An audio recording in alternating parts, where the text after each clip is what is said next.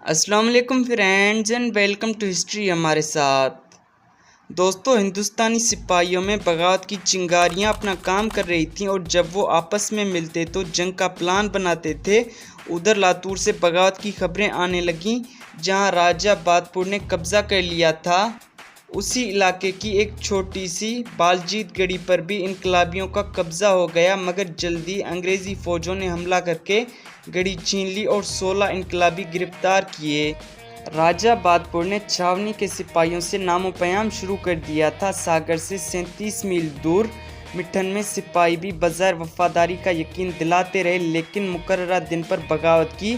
انگریزوں سے جنگ کرنے سے پہلے انہوں نے عبادت گاہوں میں دعائیں کیں۔ مقابلہ بہت سخت تھا، دونوں طرف سے گولہ باری ہوئی اور انقلابی فوج سامان جنگ کی کمی کے باوجود جنگ کرتی رہی۔ دوستو، آس پاس کے علاقوں کی بغاوت نے جبل پور کی عوام کو بھی ابھارا۔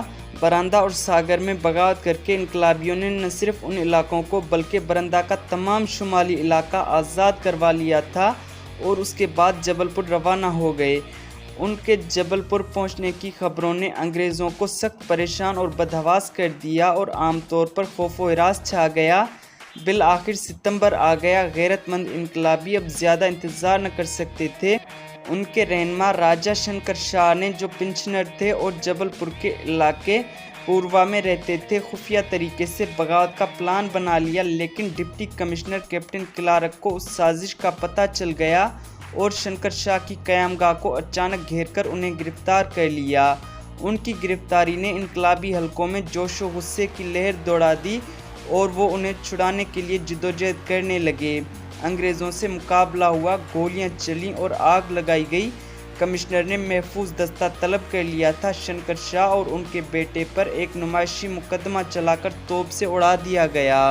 شنکر شاہ کی قربانی سے باغیوں کا جذبہ غیرت اور بھی ابل پڑا۔ ریجمنٹ 3 نے میگزین پر قبضہ کر کے کھلم کھلا بغاوت کر دی۔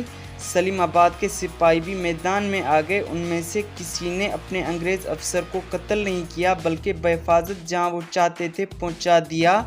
ہاتھ ملا کر ان کو رخصت کیا اور سامان گاڑی میں رکھوا کر روانہ کر دیا۔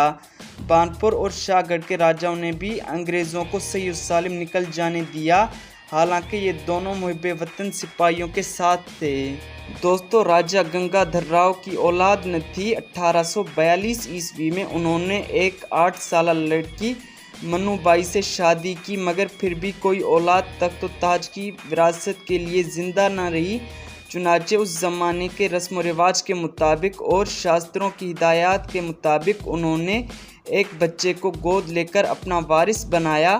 ایسٹ انڈیا کمپنی کو، جو کہ اب ملک میں سب سے بڑی حکمران طاقت تھی، اس پر کوئی اعتراض نہ تھا، اور ہوتا بھی کیسے، وہ خود 1835 عیسوی میں راجہ کوٹا کو، 1837 عیسوی میں راجہ کو، اور اسی طرح کئی بار حلیف راجاؤں کو گود لینے کی اجازت دے چکی تھی۔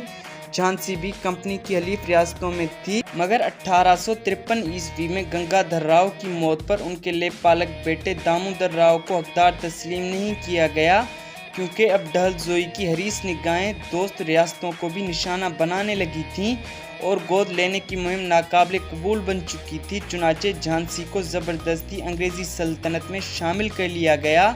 انگریزی علاقوں کی جو حالت تھی وہ ہر شخص بخوبی جانتا تھا، لہٰذا ان حالات نے جھانسی کی عوام کو بھی انقلابی صفوں میں کھڑا کر دیا، اور وہ اپنی رانی کی خاطر جان تک دینے کو تیار ہو گئے۔ دوستو، تمام خفیہ اسکیمیں مکمل ہونے کے بعد 4 جون 1857 عیسوی کو جھانسی کی عوام بھی میدان میں آ گئی۔ انہوں نے میگزین پر قبضہ کر لیا اور اپنا جھنڈا لگایا۔ بعد میں باغی سپاہی بھی ان کے ساتھ ہو گئے، قیدیوں کو چھڑایا اور انگریزوں کے مکانات جلانا شروع کر دیے۔ وہ دین کی جے کے نعرے لگاتے ہوئے شہر میں آ گئے۔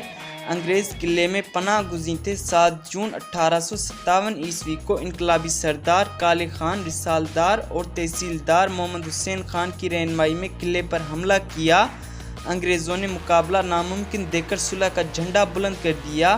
ایک ممتاز شہری حکیم سالم محمد نے جاں بخشی کا وعدہ کیا تھا، مگر جب انگریز باہر نکلے تو بپھری ہوئی انقلابی عوام، جو اپنے ہم وطنوں پر انسانیت سوز مظالم کی جگر خراش داستانیں سن چکی تھی، ان پر ٹوٹ پڑی۔